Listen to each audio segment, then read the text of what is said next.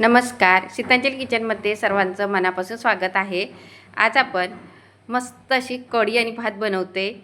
काय बाहेरचं वातावरण अगदी पावसाळी आहे, मस्त वाटते आणि गरमागरम खायची मजा वेगळीच असते कढी भाताची। तर आपण इथे दही घेतलेलं आहे। आता इथे एक वाटण करायचं आहे, त्यासाठी मी हिरव्या मिरच्या घेतल्या आहेत, एक 4-5, आल्याचा तुकडा आणि कोथिंबीर। तुम्हाला हवे असेल तर तुम्ही लसूण पण घेऊ शकता। मी लसूण नाही टाकणार, मला ना आलं आणि हिरवी मिरचीच्या वाटणातली ही जी कढी आहे ना खूप छान बनते। तर नक्की अशी करून बघा तुम्ही पण। आता यामध्ये पाणी न टाकता आपण मिक्सरला फिरवून घेऊया। तर मिक्सरला फिरवून घेतलेली आहे। 1 वाटी दही आहे, हे आता आपण थोडं छान मिक्स करून घ्यायचं। चांगलं असं फेटून घेतलं ना म्हणजे पाणी आणि दही वेगळं होत नाही। आता मस्त क्रीमी झालेला आहे। आता यामध्ये आपण 2 चमचे जे बेसन घेतलेलं आहे त्यामध्ये थोडं पाणी टाकून मिक्स करून घेऊया।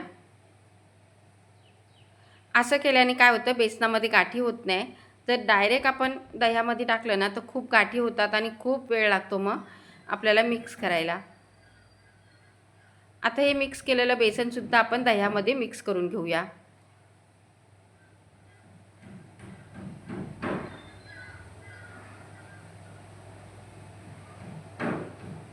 वाटीमध्ये पाणी टाकून ते सुद्धा आपण पाणी दह्यात टाकून घेतलेलं आहे। बेसन दही सगळं मिक्स करून घ्यायचं। छान मिक्स झालेलं आहे। आता हे आहे ना, हे दुसऱ्या भांड्यात मी काढून घेते कारण त्यामध्ये राहत नव्हतं म्हणून।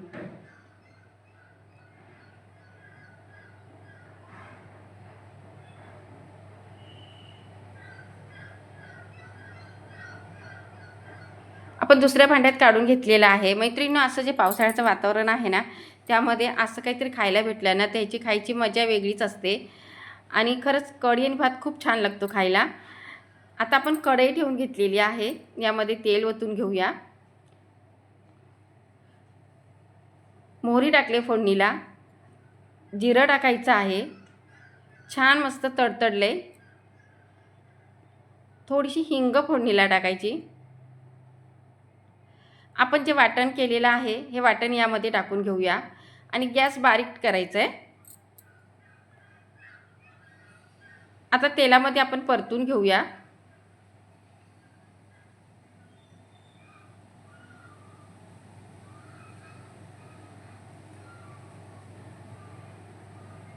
कढीपत्ता टाकून घ्यायचा आहे। कढीपत्ता पण आपण यामध्ये तळून घ्यायचा। 2 लाल मिरच्या टाकल्या आहेत, त्या हिरव्या मिरच्यांमधल्याच लाल मिरच्या आहेत, सुक्या नाही आहेत माझ्याकडे म्हणून। आता यामध्ये आपण हळद टाकून घेऊया। हळदसुद्धा आपण चांगली मिक्स करून घ्यायची। एकदम मस्त अशी फोडणी आपली तयार झालेली आहे कढीसाठी, पाहू शकता। आता दह्याचं आणि बेसनचं जे मिक्स आपण केलेलं आहे हे ओतून घ्यायचं। कढी खूप घट्ट होणार आहे, यामध्ये आणखीन आपल्याला थोडं पाणी टाकून घ्यायचं आहे। आता हे सर्व चांगलं मिक्स करून गॅस मध्यम करायचा आहे आपल्याला आणि सतत हलवून घ्यायचे। जसं दूध वरती येतं तशी कढी वरती आली की आपल्याला गॅस बंद करायचे। एक 2-3 मिनटं आपल्याला सतत हलवायला लागणार आहे, नाहीतर मग कसं कढी फुटते। आपल्याला ह्याला एक छान बघा उकळीसारखे यायला लागले आणि ही कढी आहे ना वरती आलेली आहे, पाहू शकता।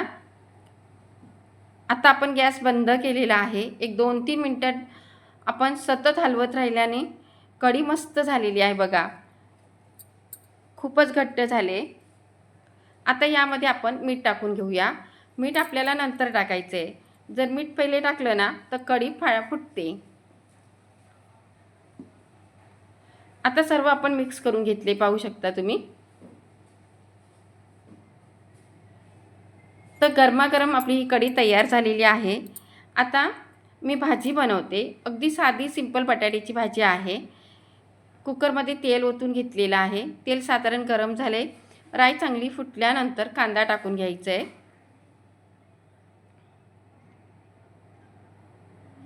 आता कांदा चांगला परतून घ्यायचा. त्यामध्ये आपण बटाटे टाकून घेतलेत. बटाटे पण आपण एकदा चांगलं मिक्स करून घेऊया.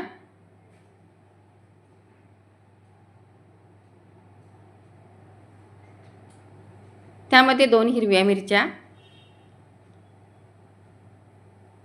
बटाटे चांगले असे परतून झाले तेलामध्ये. त्यानंतर लाल मिरची पावडर, हळद टाकायची आहे आणि धना जिरा पावडर. आता हे परत एकदा आपण मिक्स करून घेऊया. यामध्ये अद्रक लसूणची पेस्ट आपल्याला टाकायची आहे. तर म्हणजे जेव्हा मी टाकली ना ते दाखवलेलं नाही आहे, कारण शूट करायचं राहिलं. थोडासा गरम मसाला, 1 टॅमॅटो. व्यवस्थित सगळं मिक्स करून घेऊया.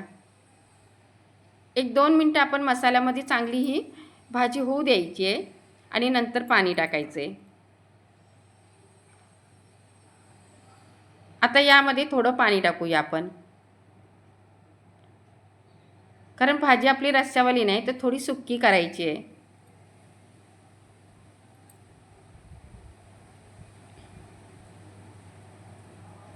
आता यामध्ये आपण चवीनुसार मीठ टाकून घेतले.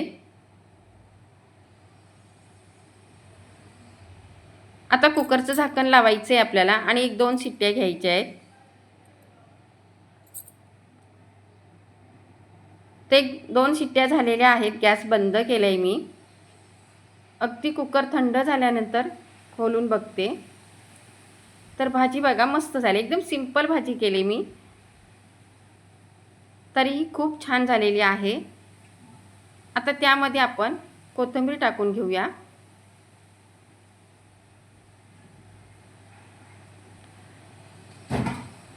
मस्तपैकी कढी, भात, चपाती, भाजी सगळं तयार झालेलं आहे.